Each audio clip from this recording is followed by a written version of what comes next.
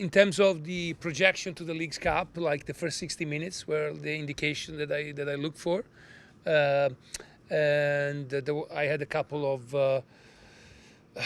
good, I would say, response.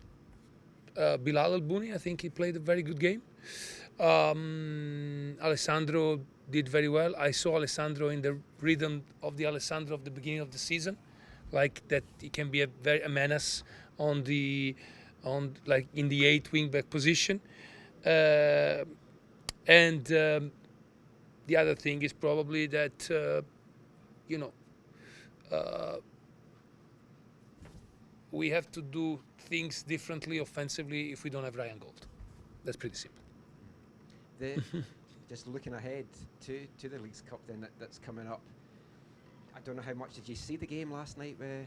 I actually did. I just saw the highlights and I saw that the Tijuana coach pulled the Vanni. So that's the thing. I was going to ask you about that. It's like he's probably not going to be in the touchline with you next Saturday. But are you looking forward to that test that's coming up now? Yes. I'm happy that LA won for a simple reason. Not because nothing against Tijuana, because in this way we have 2 possibilities to qualify. We either like if we win one of the 2 games, we are in, and we can treat the LA games like almost like a bonus game. We go there with no fear, with no almost no consequence, because then here there's no tie, so there's no goal difference or whatever. Here against Tijuana, even if it doesn't go well, it becomes like an elimination game. So it's that's the good thing that's gonna bring us going there with the awareness that it's gonna be really hard, but also a little bit lighthearted that we can go for it without if we lose, we are out or whatever. Yes. Coach, we know that Wrexham put this game on and Vancouver was invited to play in it. What did you think of the fans and the crowd? Because it felt like you guys were maybe the visitors. Beautiful. It's okay. It's beautiful. It's like the fact that this tells you. So the power of storytelling. So Wrexham tells a story with the documentary, with the thing, with all the things that are, and how people, I would say, gets behind the thing, even if it's so far apart, even maybe they're not soccer fans or whatever. This tells you the power of storytelling, and we need to, like we do, like as a team, as a club, we try to put on our story, our identity every time, and that I would say a reminder to us to be sticking to be us, like in the sense like. We are not certain kind of club. We are kind of a working club that doesn't pay the player $100 million to come here, and we go into a certain way, and we need to stick to the story and to be proud to do it, because that's what I think in the long run brings fans, like it did with Wrexham. There's also a story about the grass. Tell us about the grass. How did it play? How did it look out there? How did it smell?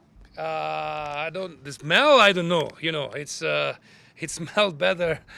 Other kind of grass that I feel sometimes from some shop in Vancouver. That smelled much better. And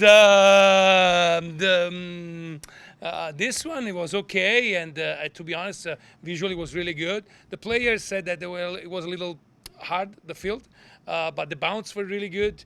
Of course, it was a little bit of a slippery moment because the first time that we played here, but I think it passed the test. You got a yellow card. What happened there? It happened that, unfortunately, I was angry because I thought that I was sure that was our throw-in instead of their throw-in. So I throw my bottle on my feet.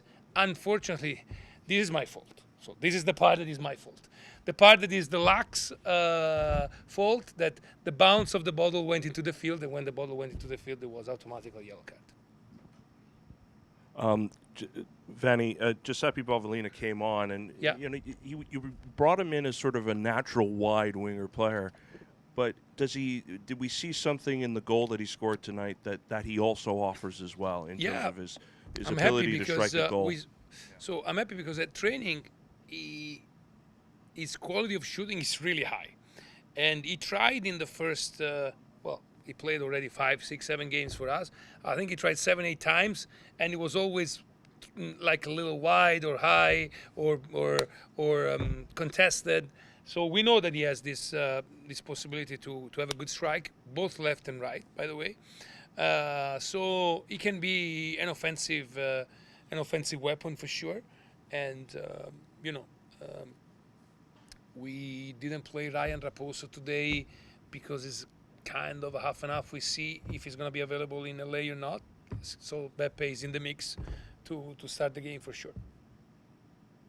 You were missing a lot of regulars due to injury, and in the second half it was a lot of the WFC2 call-ups.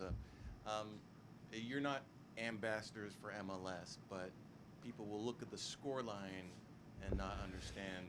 It's okay. Like if you just look at the score, say, "Oh, Wrexham beat Vancouver Whitecaps 4-1," and you say, "So MLS is like Southern Yorkshire Conference League." No, no, it's not true. There's a lot of things. Again, still minute 60 we were 1-1, and probably we had more chances than them. Then it happens, the classic thing that sometimes happens in preseason. They put all the experienced players, we put all the young players, and there's a little bit of mismatch. And at the end, it is what it is. I want to say that I'm extremely happy for the 6 kids that they had the possibility to play in front of a lot of fans. And I told them, to Elliot, to Liam, to Buster, to Finn, at the end, take the applause are also for you, are for you guys. So I hope that they will be hungry to go. And, maybe we can invite Wrexham to the Leagues Cup next year. So we see with the real game if they can go through or not. I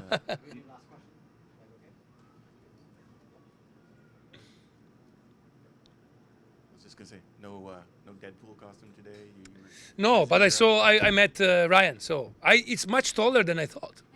Yeah, he's much taller than I thought, and he also shares the birth year with me. So it's two things that it's a tall man born in 1976. So if he needs like a stunt double, I'm here. Of course, after taking some of the grass I was talking with her before.